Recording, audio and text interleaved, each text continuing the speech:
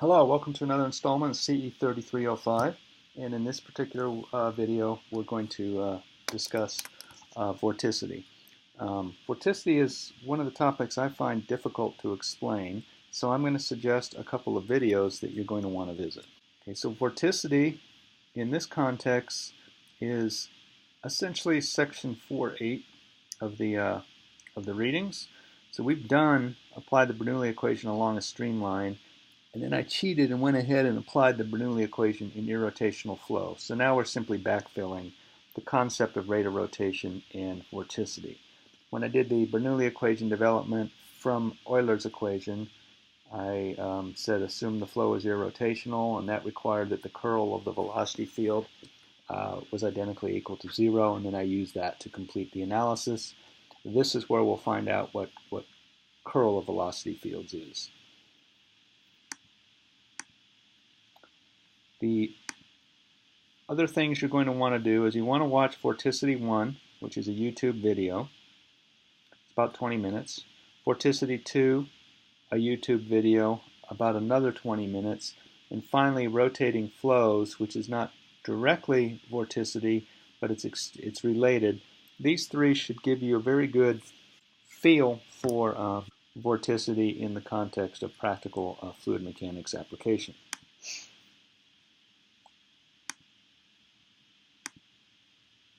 So let's begin with our point.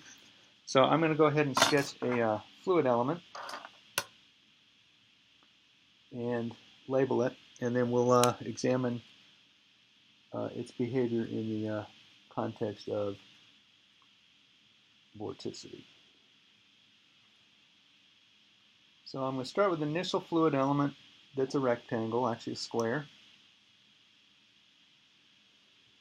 And let's label this corner as A, this corner as B, and that corner is C.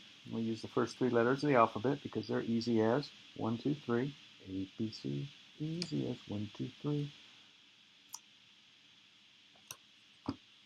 And the length of the element in the AB direction at this moment in time is delta x, and the height, the AC direction, is delta y.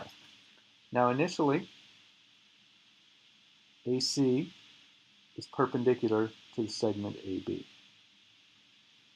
So that's at time equals 0. And now we're going to look at what happens at time at delta t, a short bit of time later.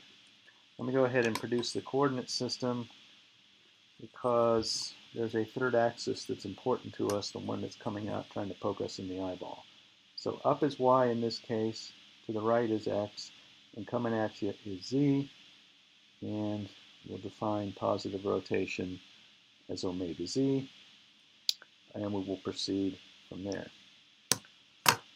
Okay, so suppose this element is in a velocity field. We know the element will translate in the x direction and the y direction according to those respective velocities. So I'm going to go ahead and translate it. I'm doing something sneaky to make my drawing easier. So we translated point A to about there. So we'll call that A prime. And A prime, its new position, is the old position plus u, the x direction of velocity, times delta t, and v times delta t. So let me put those translations in. Right here and right here. Now, these may end up cluttering up my drawing, but let's go ahead and put them in and see what happens. So that one is v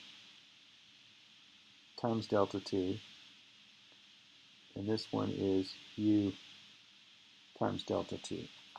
And there's some other variational issues we should keep track of, but I'm not going to attempt to. But let us now suppose that the object also distorts as it translates. So I'm going to draw its new thing in red. Kind of cool mixing the reds and greens. It feels like Christmas.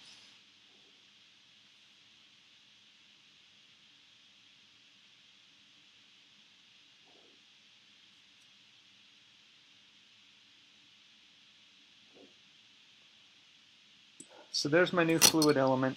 It contains the same original fluid particles. So it's from a system sense, that's the same identified group of mass. But its shape is now distorted. So this point here is C prime. This one here is B prime. And so now let's examine the displacements in terms of this concept of rotation. Okay, so if there were no rotation,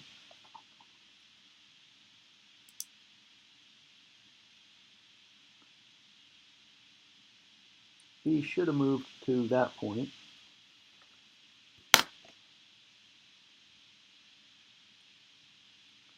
C should have moved to that point.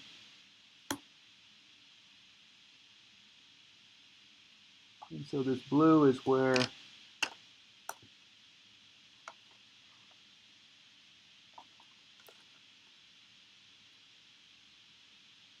the element should have ended up if the only motion were translational.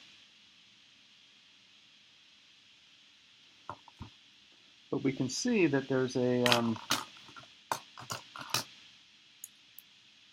angle that formed here, an angle that formed here. This angle we'll call delta theta sub b to be consistent with the textbook's derivation. I'm trying to follow along what they've done.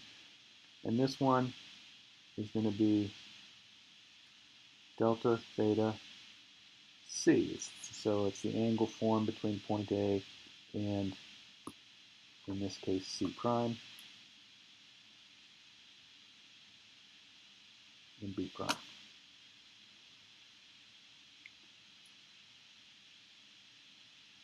Now, if the object is rotating continuously, we also would have a rotational velocity. So if we want to convert this to velocity, its angular velocity is omega AB. And the angular velocity here is going to be called omega AC. All right, let's now specify the velocity vector at different locations. At point A, it had velocity u in the x direction and v in the up direction. At point C, the velocity in the x direction and the y direction are different. So the velocity here, get that arrow there, is u plus change in u with respect to y multiplied by delta y. And the vertical component of velocity is v plus dv dy times the change in y. At this point here, the vertical and horizontal component velocities are v plus dv dx delta x, and this one is u plus du dx delta x. So the rotation is attributable to the velocity field changing in space. So the rate of rotation of segment AB, so this guy here, is omega AB, and we can examine that omega AB is equal to the limit as delta t vanishes of delta theta b over delta t. Let's examine about theta. You know that the tangent of delta theta b equals delta y b minus delta y a over delta x. So let's see where that tangent comes from.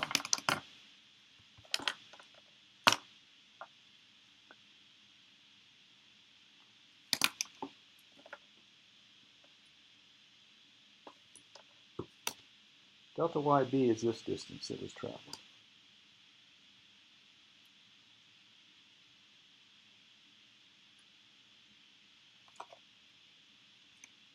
And delta ya is that distance that was traveled. Since we're going to need these later, this happens to also be delta xa. And I think I'll need delta xc. I'm now trying to anticipate my analysis.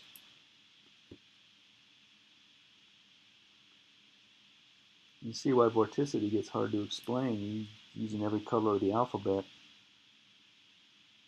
Delta xc to explain it. Okay, so the tangent is essentially we're taking this height minus that height, so it's that divided by the delta x. And for small angles,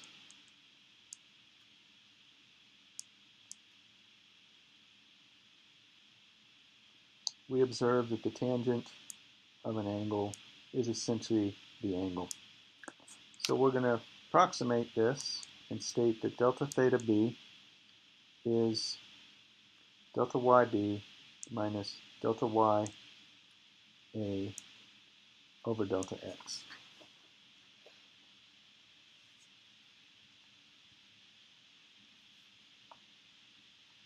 Well, delta yb minus delta ya happens to equal v plus dv dx delta x minus v times delta t.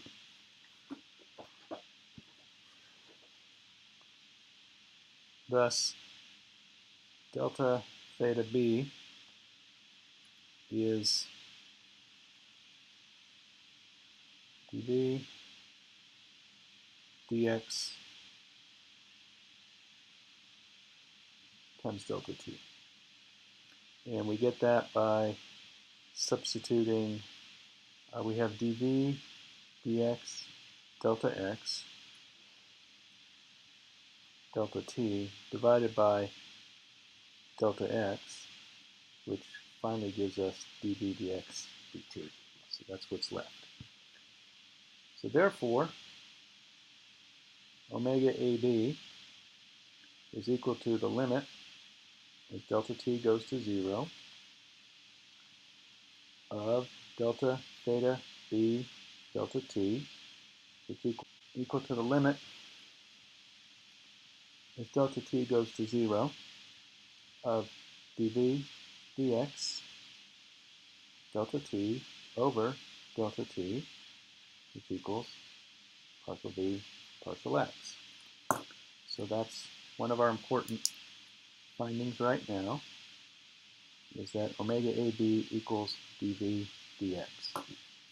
Now we're going to Now we are going to repeat the analysis for the AC segment. Just to summarize what we've just done, the rate of rotation of segment AB is omega AB. We observed that the tangent of a small angle is the extra translation less the anticipated translation divided by the element length. And because we're considering small times, the angle itself is going to be small. We haven't had a lot of time for it to evolve. So we're going to use the small angle approximation for the tangent, and then we'll substitute in the velocities at the two different locations to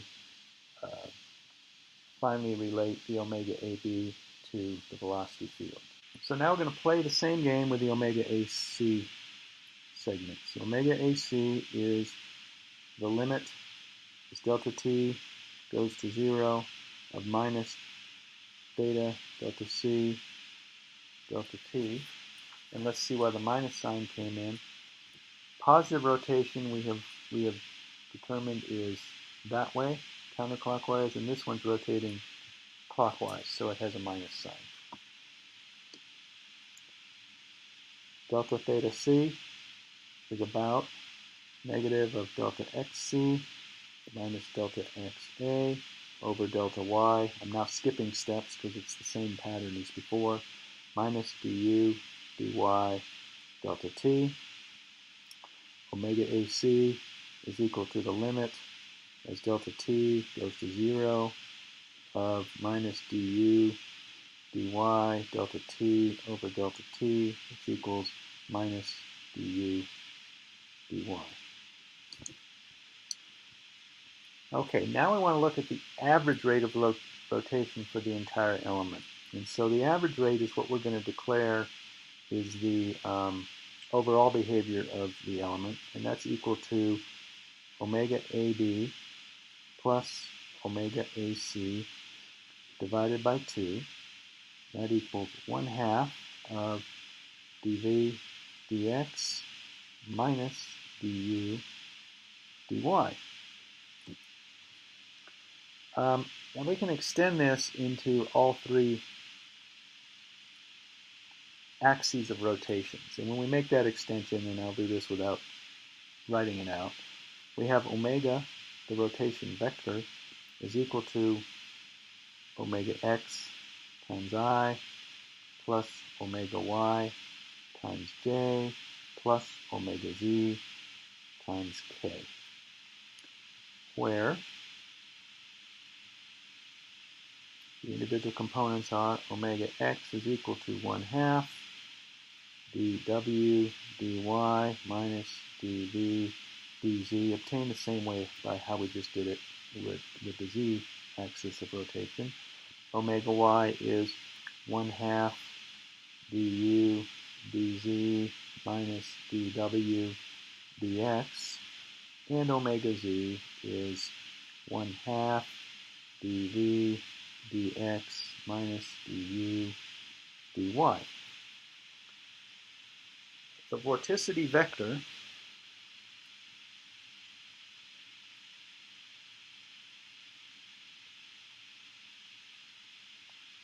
by definition, so this is simply it's a stipulation. We stipulate that it's going to be twice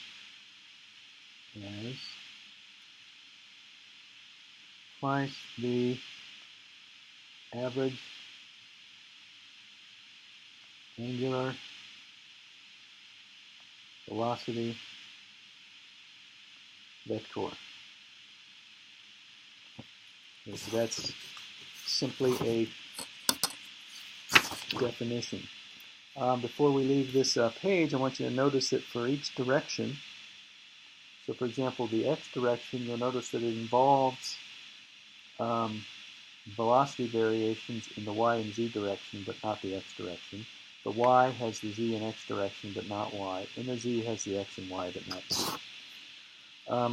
You'll also notice that the velocity variations are cross terms. So dw dy, we have a z component cross-correlated with a y component, and here we have a y component cross-correlated with the z component. Keep in mind that cross terms, that's going to play a big role in a second. So let's write the vorticity vector, and we'll do that in the next sheet. I'm going to use a capital omega. So I guess you could probably use a big, funny-looking omega. But here's the entire vector written out in Cartesian coordinates.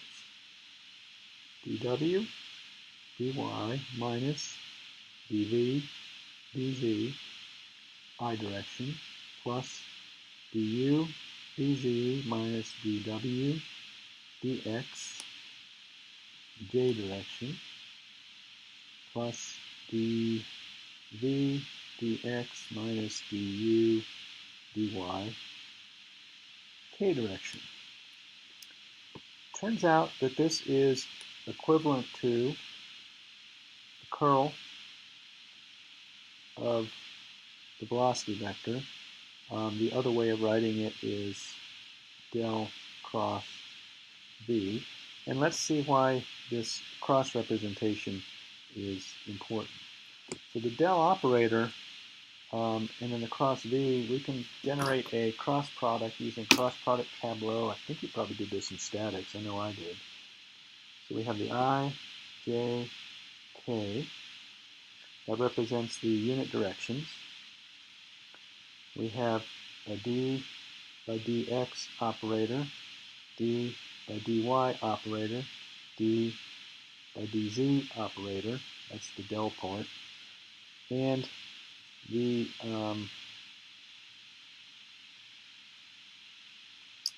velocity vector directions u, v, and w. And we're using this just as an arithmetic trick to help us compute the cross products. So we would do d by dx and d by dy, e and v. Okay, so now when we want to collect everything, the positive value components are done by looking at things going in the forward direction. So for example, on the I, we have d w dy, and the negative components are on the reverse run. So the negative one is minus dv dz. We'll repeat that for the j direction.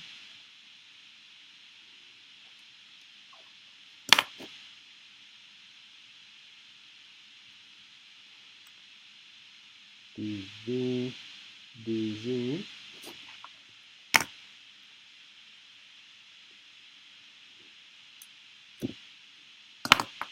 minus dw dx j, and finally try to squeeze k in the same line. The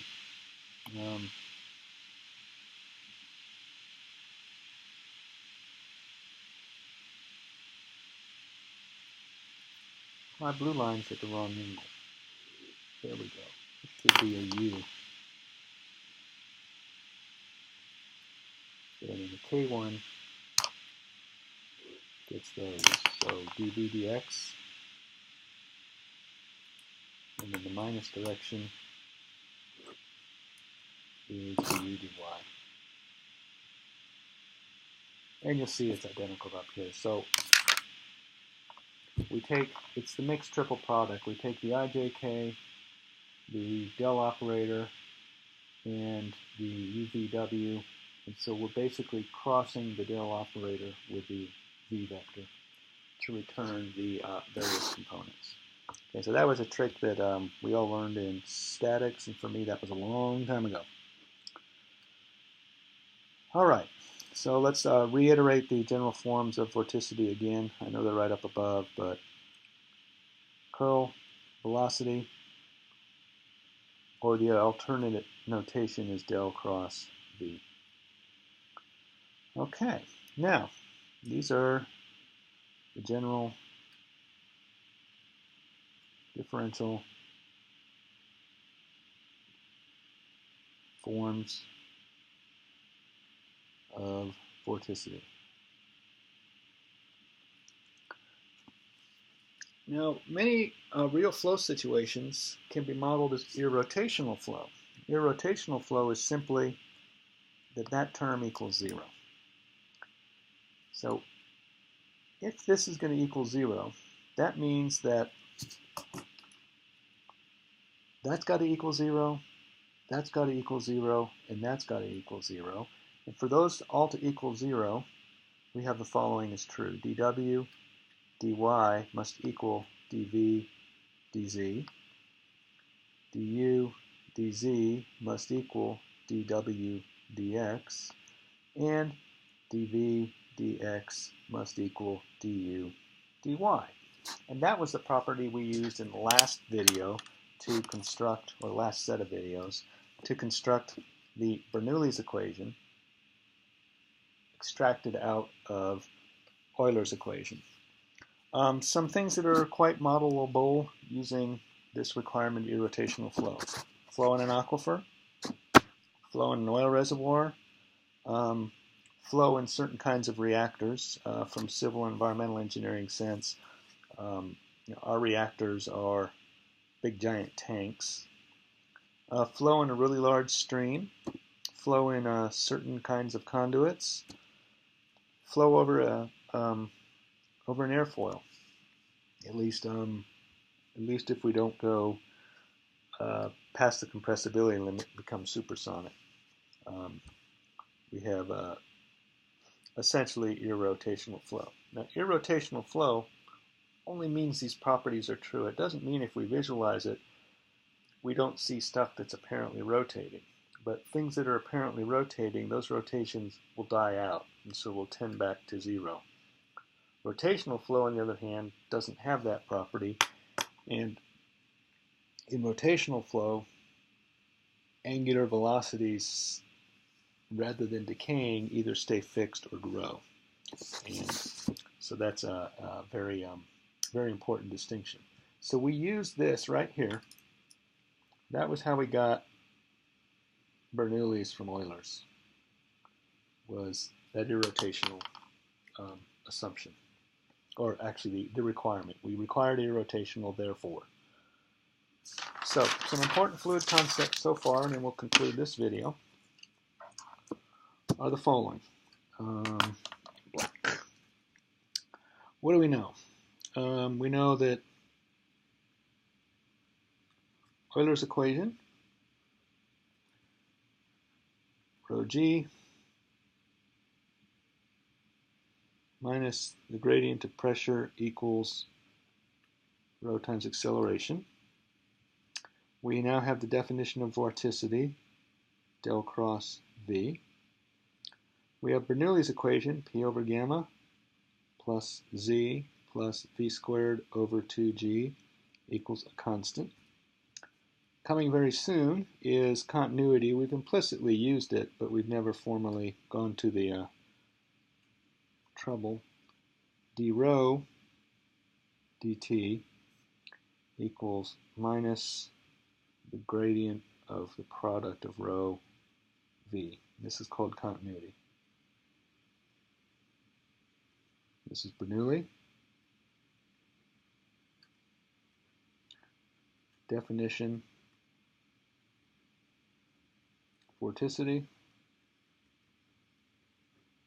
and Euler's. Okay, what are some of the other things we know? We know the definition of viscosity.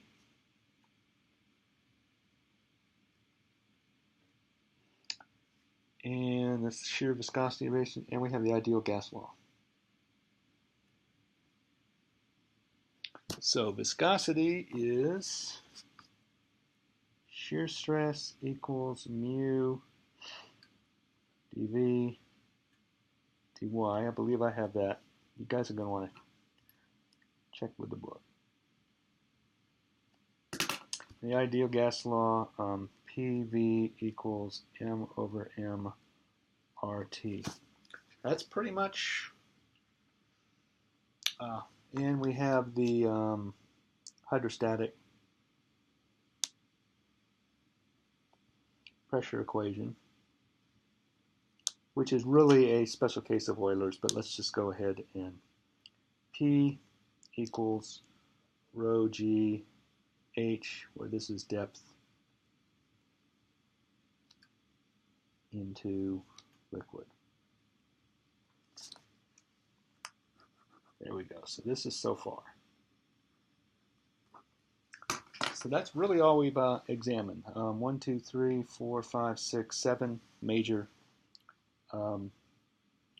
principles. Everything else we've examined is some